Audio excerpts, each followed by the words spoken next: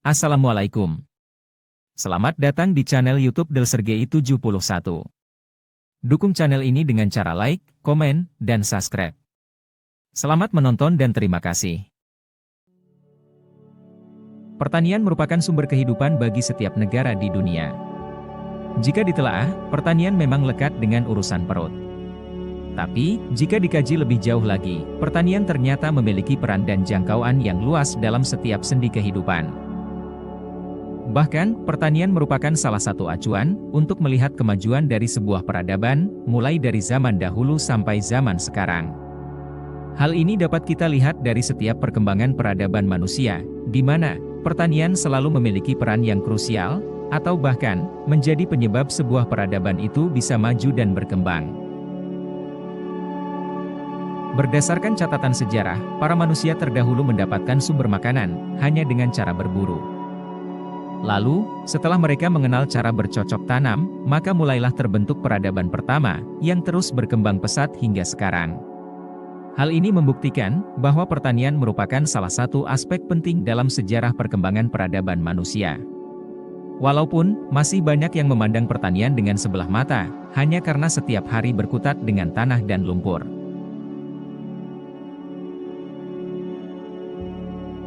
Lalu, bagaimana dengan pertanian di Indonesia? Apakah, dengan titel sebagai negara agraris, mampu menjamin Indonesia menjadi salah satu negara dengan sistem pertanian terbaik di dunia? Menurut data dari The Economist Intelligence Unit dan Barilla Center for Food and Nutrition Foundation, Indonesia masih berada di posisi ke-25 dalam bidang pertanian dunia.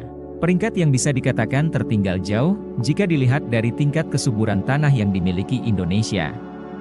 Di mana, sebagai negara tropis, kondisi tanah di Indonesia tentu lebih subur, sehingga mampu menumbuhkan berbagai macam komoditi tanaman.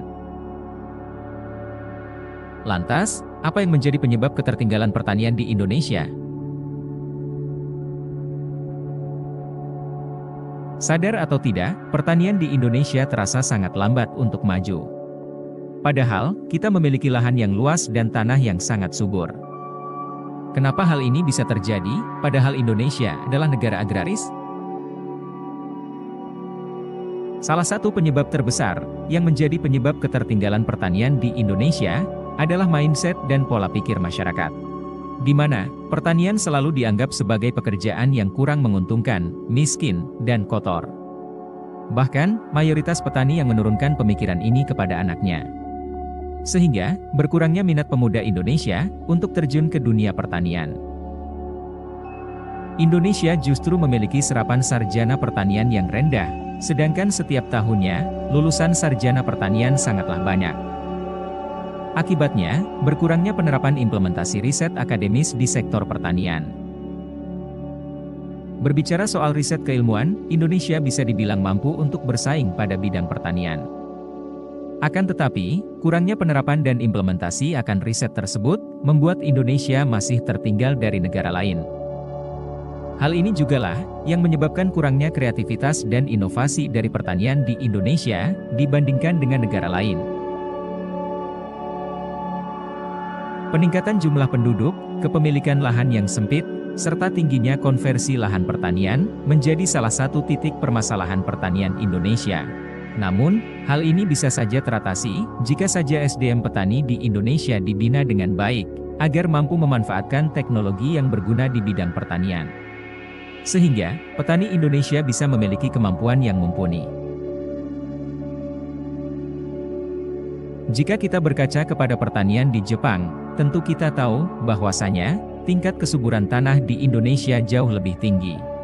Akan tetapi, petani di Jepang mampu mengelola lahan mereka seefisien mungkin, sehingga bisa memberikan hasil yang optimal. Contohnya, perkembangan urban farming di Jepang, yang mampu menyulap lahan sempit di perkotaan, menjadi lahan pertanian yang produktif. Ini tentu didukung juga dengan riset yang mumpuni, serta kemauan petani di Jepang untuk mengadopsi riset tersebut. Hal itu jugalah yang menjadi pembeda antara petani Jepang dengan petani Indonesia. Jika berbicara soal riset, Indonesia sebenarnya telah banyak mengadakan penelitian untuk kemajuan pertanian.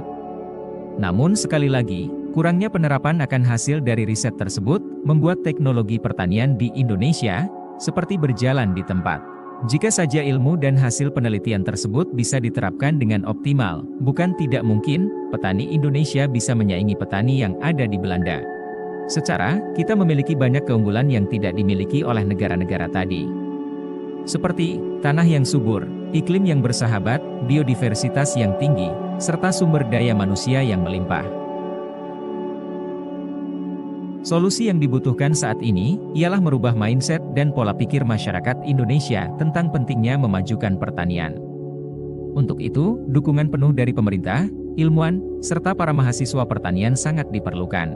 Pemberian edukasi agar mengubah pola pikir sebagian besar petani Indonesia, merupakan langkah awal, agar penerapan teknologi dan ilmu pertanian bisa berjalan dengan baik. Dengan kata lain, di samping kita mengharapkan perubahan pola pikir dari petani Indonesia, peran pemerintah juga sangat dibutuhkan. Pemerintah harus memaksimalkan segala potensi yang ada di negeri ini, mulai dari sumber daya manusia, sumber daya alam, serta kebijakan dan regulasi, yang tentunya berdampak positif terhadap para petani. Sehingga, petani pun bisa lebih bersemangat dan kreatif dalam mengusahakan kegiatan pertanian. Dan juga, menghilangkan stigma negatif dari pertanian, yang selama ini, hanya dipandang sebagai pekerjaan rendah dan tidak menjanjikan.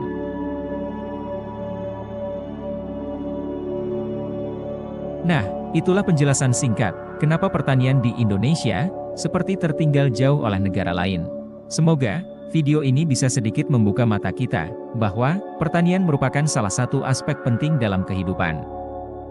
Dan juga, bisa menjadi motivasi, bahwa pertanian bukanlah hal yang buruk yang harus dipandang sebelah mata. Jika kalian merasa konten ini bermanfaat, jangan sungkan untuk memberikan like, komen, serta subscribe channel ini, agar informasi ini bisa tersebarkan lebih banyak lagi. Terima kasih atas perhatiannya, dan sampai jumpa di pembahasan berikutnya. Jangan lupa subscribe, share, komen, dan like ya!